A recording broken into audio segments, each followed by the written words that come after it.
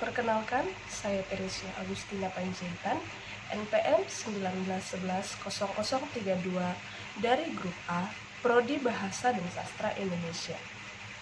Saya akan menjawab beberapa pertanyaan dari mata kuliah Bahasa Indonesia yang diampu oleh Bapak Harlen Simanjuntak, MPD. Pertama, bagaimana dampak pandemi COVID-19 terhadap bangsa Indonesia? Jawab saya, pandemi coronavirus atau dikenal sebagai pandemi COVID-19 adalah peristiwa yang menyebarkan penyakit coronavirus 2019 di seluruh dunia.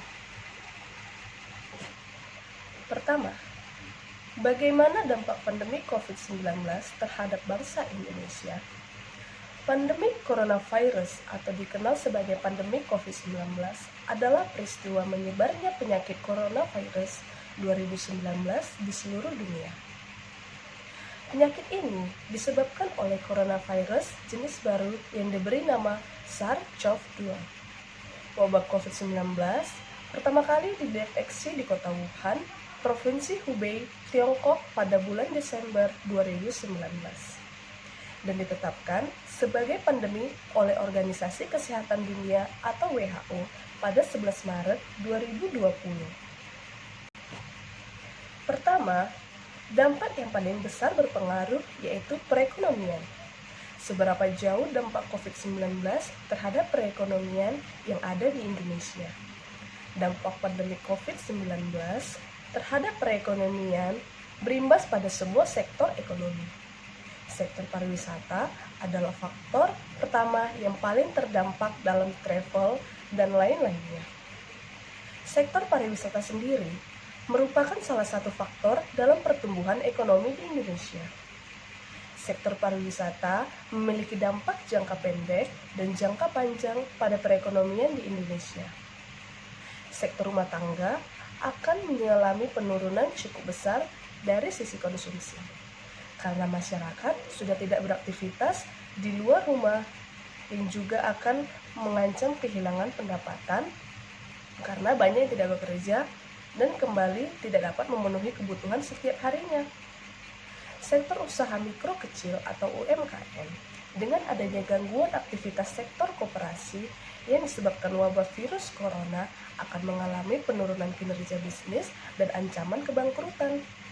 Akibat penyebaran ini sudah dirasakan berbagai lapisan masyarakat Indonesia, mulai dari perdagangan di pasar yang tokonya ditutup, para pedagang UMKM yang mengalami ancaman kebangkrutan, para ojek online yang kehilangan konsumennya, dan para sopir kendaraan umum dan bus yang terpaksa berhenti. Dan sudah ada jutaan pekerja yang terkena pemutusan hubungan kerja atau PHK selama pandemi corona. Kedua, pendidikan. Bidang yang juga ikut terkena imbas dari munculnya virus ini adalah bidang pendidikan. Kementerian di berbagai negara telah mengambil langkah di setiap sekolah dan universitas untuk melakukan pembelajaran melalui internet. Sebulan yang lalu, sebagian besar sekolah-sekolah, madrasah, dan perguruan tinggi di Indonesia telah menutup sistem PBM atau proses belajar mengajar yang dilakukan seperti biasanya menjadi sistem pembelajaran daring. Pembelajaran online ini bertujuan untuk meningkatkan kewaspadaan dan proses menghentikan penyebaran virus melalui interaksi langsung di antara orang banyak. Peralihan proses pembelajaran yang dulunya melalui tatap muka menjadi online tentunya memaksa berbagai pihak untuk dapat mengikuti proses dan alurnya, supaya sistem pembelajaran tetap berjalan dengan baik. Namun, ternyata sistem ini tidak berjalan seefektif yang kita bayangkan. Bahkan seluruh pihak mengalami kesulitan, tidak hanya siswa, orang tua, guru, dan pemerintah ikut merasakannya. Pembelajaran online ini memberikan dampak yang sangat besar, baik dampak positif dan juga dampak negatifnya. Seperti yang kita lihat, dari seluruh masyarakat di seluruhnya melek teknologi. Baik guru, siswa, dan orang tua masih ada yang dalam tahap adaptasi dengan pendalaman teknologi saat ini. Apalagi masyarakat yang di desa atau pedalaman juga para masyarakat yang lahir di zaman tahun 1960-an. Tentu sangat susah untuk mempelajari lagi, terutama guru, masih banyak guru yang belum mahir dalam mengaplikasikan teknologi zaman ini. Kedua, bagaimana pengaruh pandemi COVID-19 terhadap dunia pendidikan atau sekolah. Sebagai upaya untuk mencegah wabah COVID-19, pemerintah mengeluarkan kebijakan agar sekolah-sekolah meminta siswanya untuk belajar di rumah. Mulai 16 Maret 2020, sekolah menerapkan metode pembelajaran siswa secara daring. Pembelajaran secara daring dianggap menjadi solusi kegiatan belajar mengajar agar tetap jalan di tengah selama pandemi COVID-19. Meski telah disepakati, cara ini menuai kontroversi bagi siswa-siswi di Indonesia. Bagi tenaga pengajar, sistem pembelajaran daring hanya efektif untuk penugasan. Mereka menganggap untuk membuat siswa memahami materi secara daring dinilai sulit. Selain itu, kemampuan teknologi dan ekonomi setiap siswa berbeda-beda. Tidak semua siswa memiliki fasilitas yang menunjang kegiatan belajar jarak jauh ini.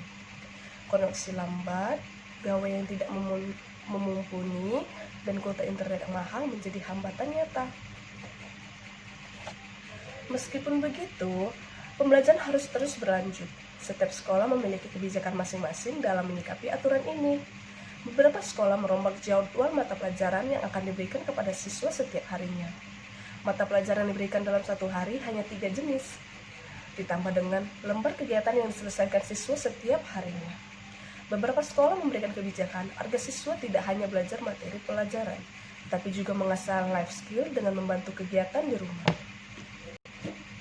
Keraguan ini juga banyak diberlakukan sekolah, apalagi Kementerian Pendidikan dan Kebudayaan sudah memudahkan sistem pembelajaran dan penilaian. Saat ini, guru dapat menilai siswa menggunakan riwayat nilai siswa selama 5 semester ke belakang. Hal ini sangat membebani siswa karena kebingungan untuk mengejar nilai di atas 5 semester. Rata-rata siswa yang kami teliti, mengaku menjadi kurang teliti dan kurang paham dengan materi pembelajaran karena hanya disampaikan melalui video tanpa adanya proses tanya jawab. Ketiga, bagaimana pengaruh pandemi COVID-19 terhadap dunia pendidikan? Seperti yang saya katakan tadi, sama halnya dengan siswa, mahasiswa masih amatir dalam menggunakan teknologi, diakibatkan oleh kurangnya sarana teknologi pendukung pembelajaran di kampus. Sehingga sistem daring ini kurang efektif. Bukan menambah pengetahuan, melainkan kurang memahami pembelajaran yang mungkin akan kita terima.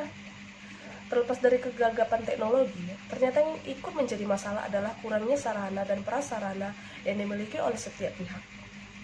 Banyak dosen dan mahasiswa yang tidak bisa memenuhi fasilitas dan kebutuhan hidup sehari-hari.